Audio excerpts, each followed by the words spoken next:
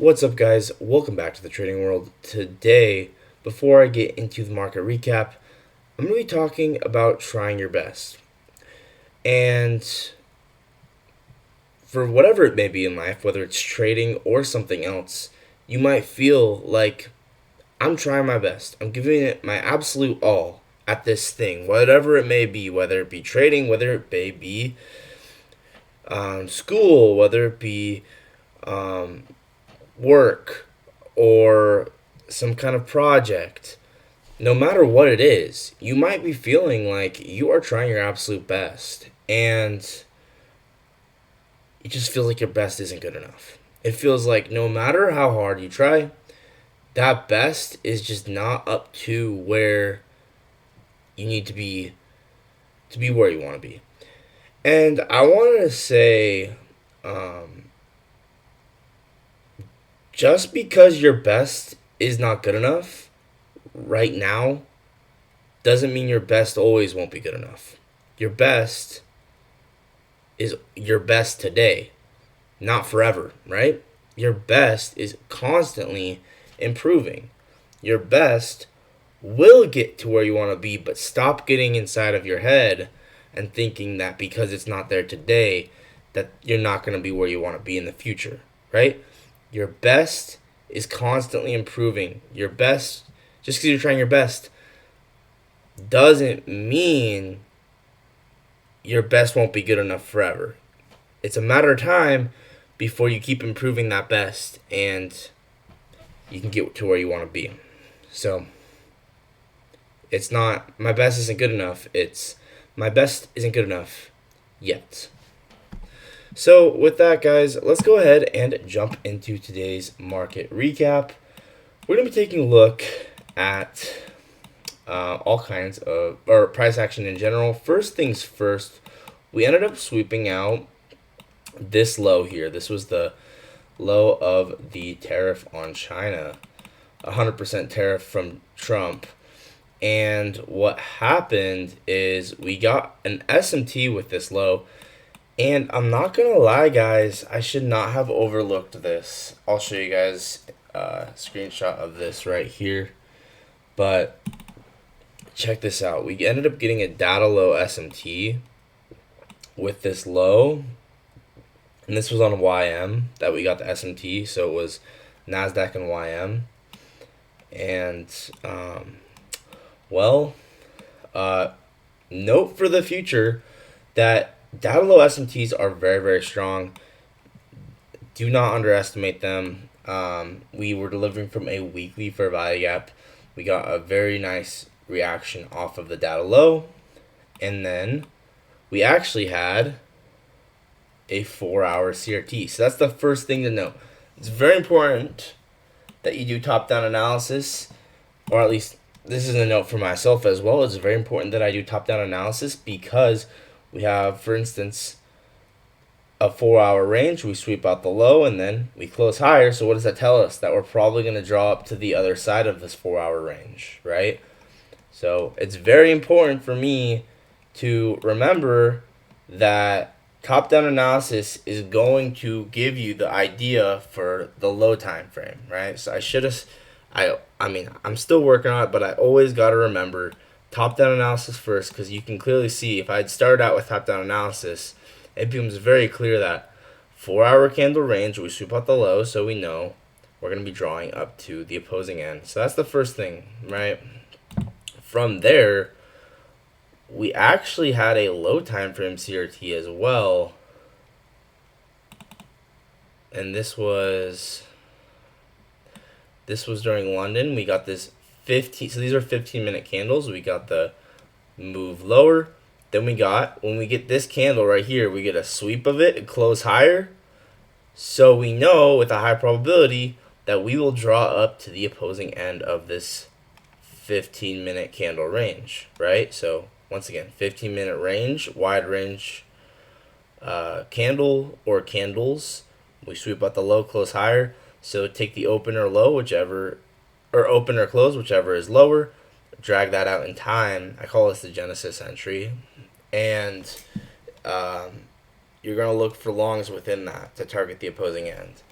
So something that I noted from today, or just a discovery I made today, is we can use this Genesis entry as a actual PD array to go long. We can take a 1 minute change in state out of this. So since this is a 15-minute CRT, I'm aligning this 15-minute.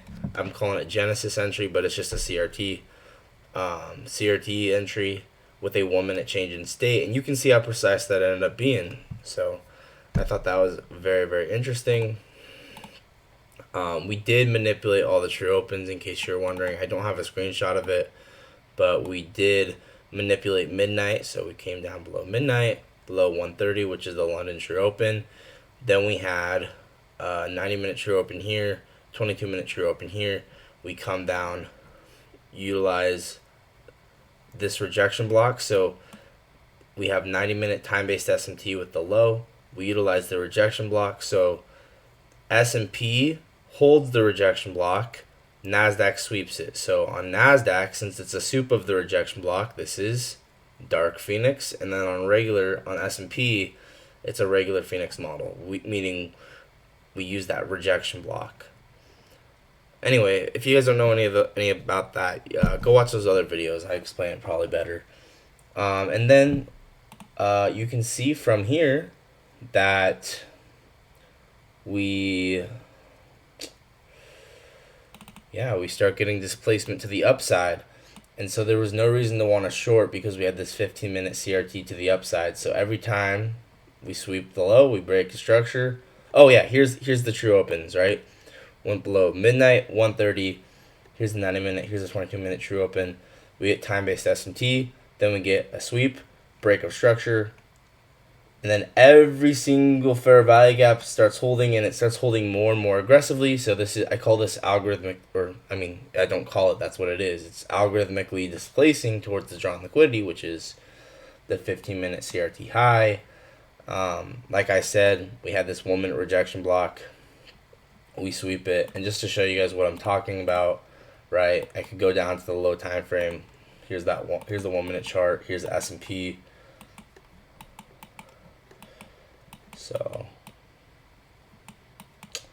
So you can see, right?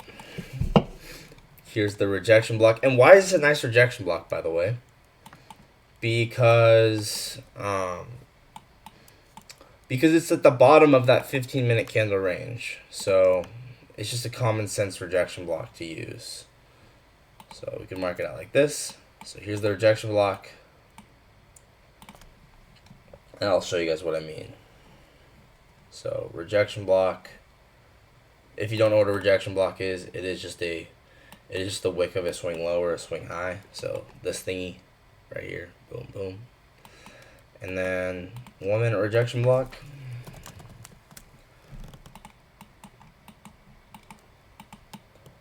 And then, so like I said, right, since NASDAQ sweeps the rejection block, S&P holds the rejection block, you can see we perfectly tap consequent encroachment, which I call that Phoenix 0, right?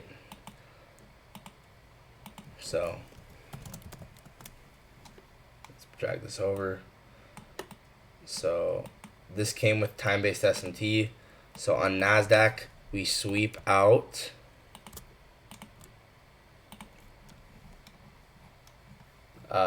the rejection block with time-based SMT.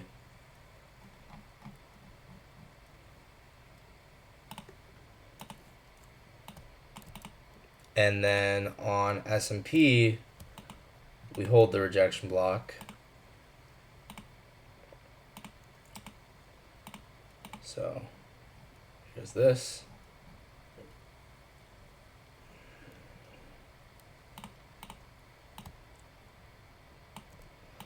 So now you can see here's the time-based SMT, right? 90-minute SMT.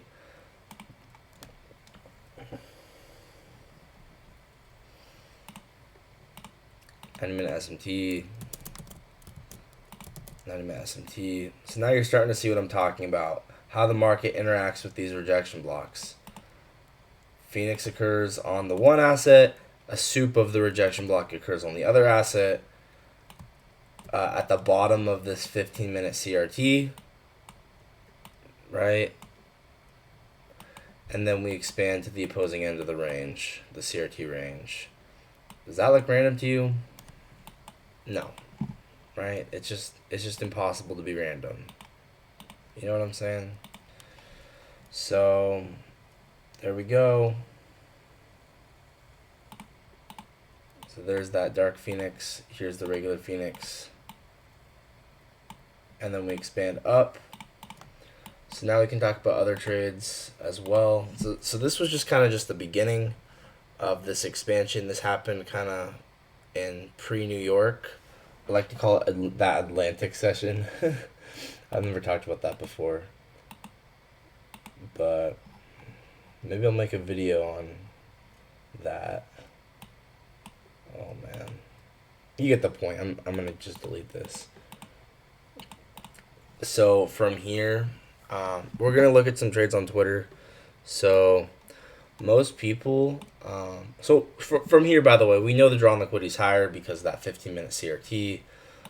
Most people took something like this, where we had this range, we came down, sweep at the low, inverse this gap.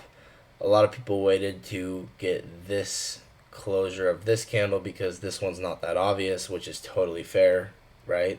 And you can see why this worked out better. Camel with a negative RR, and you know what? Hey, whatever's making money, you know. Sometimes you got to do negative RR if the context is calling for it. So then same thing here. The Dodge indicator alerted this. We had S&T with the low delivery from a 5-minute gap. So boom, sweep, close higher, boom, boom, take profits hit. So like most people took the same exact trade. A lot of people just took this sweep, close higher, and then bang. And yeah, so there was a trade that I loved. I need to post that as trade of the day, but I took this on the leap. Basically, we had a 5-minute gap. Now, you could make the case, or actually it was better than a gap. It was a... Oh, I don't have it saved, do I? Oh, I do. Okay. So this was right at market open. Check this out. We end up having this 5-minute suspension block, volume imbalances on either side. So if you don't know what a suspension block is, it's basically just a candle suspended between two volume imbalances, and it's gonna be like super powerful for value gap. So check this out, right? I'll show you what I mean. So it's a candle suspended between two volume imbalances. So here's that candle, and then here's the volume imbalance on the top and the volume imbalance on the bottom. So it's like a cracked for value gap is what it is. So delivering from this, so I'm using the 5-minute suspension block as my higher time frame key level. Then we get a sweep of the low, so accumulation, manipulation, 30-second change in state. The cool thing about this is I actually took it. You know what? Let's actually look at that real quick. This won't take too long.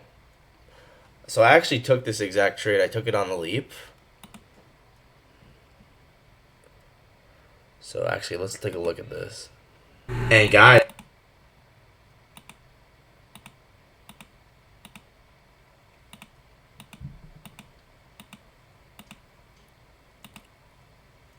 yeah, here it is. So we're gonna watch this where I take this just to show you guys. Whoops.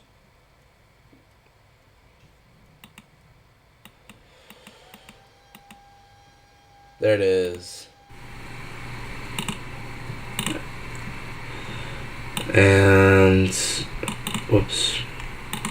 So at the time I marked it out as a 5-minute breaker, but it was also a suspension block, and then 30-second change in state out of this.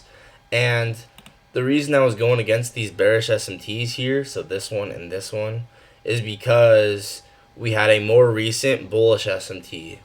And I just barely got this new SMT indicator and I'm really liking it. So I mean I think getting an SMT indicator is definitely worth it because like a professional one, not just like the crappy ones, because being able to see an SMT as fast as possible is one of the most important parts of trading, honestly, I would say, because it's going to tell you I mean, if you don't see the SMT fast enough, you're kind of cooked. So I think being able to see the SMT as fast as possible is very important. Good stop loss there. So I did take this just to show you guys that it's not just hindsight, right? I did take this, Zlotnick. but I took it on the leap. Sometimes I just think we should go to jump.